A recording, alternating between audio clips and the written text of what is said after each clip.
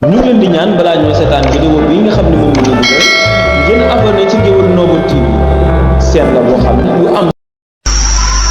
ñu laaj ko ci bopp ci Cheikh Ibra Faty radiyallahu anhu ci li ñu bind nee ñu 1862 la fi ñëw ci jamono ji jóge fi ci weer wu ñuy wax août di 1943 mu defe ko ci dëkk bu ñuy wax Jabakounda ci département wu Nioro du Sud ki ko yar gannaaw waajuram di Cheikh Ahmadou Bamba magam ji tedd ji radiyallahu taala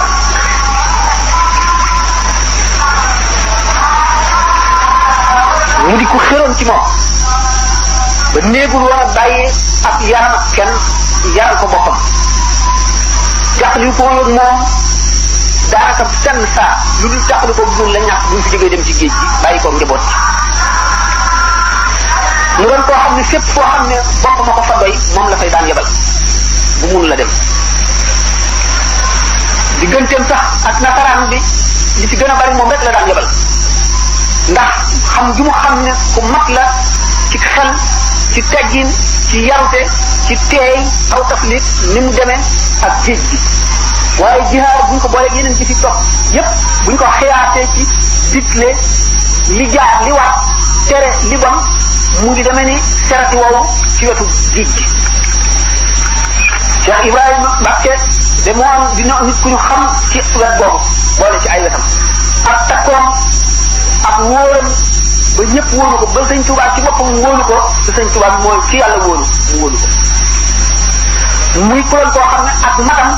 tax na ni mu matalee ak taalibe matale ko xaqi sëñ Tuubaa ak wormaam la matale woon itam sharia muy koo xam ne bu ëppalewul kenn du jotle mu boole woon ngir kamaal gi mu am nooru xaqiqati ak nooru shariati nee ñu alkaamilu man laa yusuf nooru maarifatihi noora warihi Cheikh Ahmadou Bamba ñi daje woon ak moom topp ko dañoo bàyyi waaye Cheikh Ahmadou Bamba du lawbe bi yett këll yi yàlla mooy lawbe bi yett këll yi dañ koo sant mu feesal ndab yi rek ndax lu nekk la ci xaj la cay def ñi nga xam ne leeru sharia bu ñu ko boole gi leeru xaqiqa mu seet la leen gën a sowee mu feesal leen ak boobu ñi nga xam ne leeru sharia la ñu mën a attan mu sol leen ko ñi nga xam ne leeru xaqiqa la ñu attan mu sol leen ko ñi attan leeru sharia wa nuurul xaqiqa nag na Cheikh Ibra Faty mu boole leen ñaar ñi kooku mooy kaamil moom la ñu wax ne al kaamil man laa yusuf nuur maarif ci noor a waree di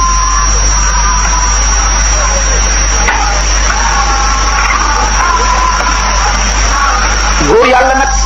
bala ñu koy nag ca àndaar ju mat ja day boole sharia ak xaqiqa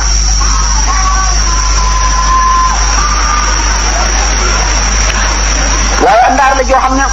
ñu bari ci góor ñi bu ñu leen ca nattee duñu ko fees ndax buñ ko feesee ci wet ji duñ ko fees ca wet gee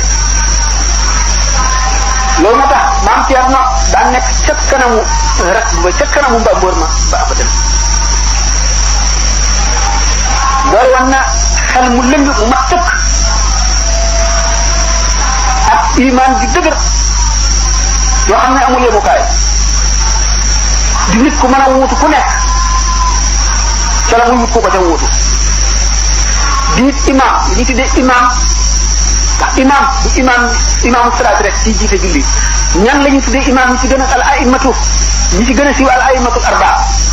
lan taxaw ñi mat imam saxaaba yi kuñ ci gën a wax imam mooy imam Ali ibn Abi Talib xam nañu imam Abu Hanifa xam nañu imam Malik xam nañu imam Ahmad ibn Hanbal ak imam Shafi'i waaye imam foo ko fekk mooy ka gën a mat xam-xam ci xam-xam ca wet ga mu nekk boole ko ku njàmbaar boole ko ku farlu loolu moo tax Sëñ Ibra Faty imam la woon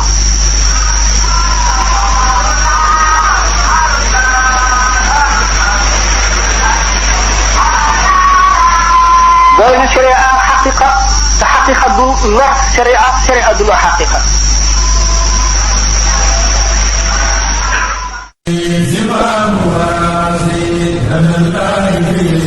amul benn bëgg-bëgg wala benn yitte wala benn xemmanteef wala lenn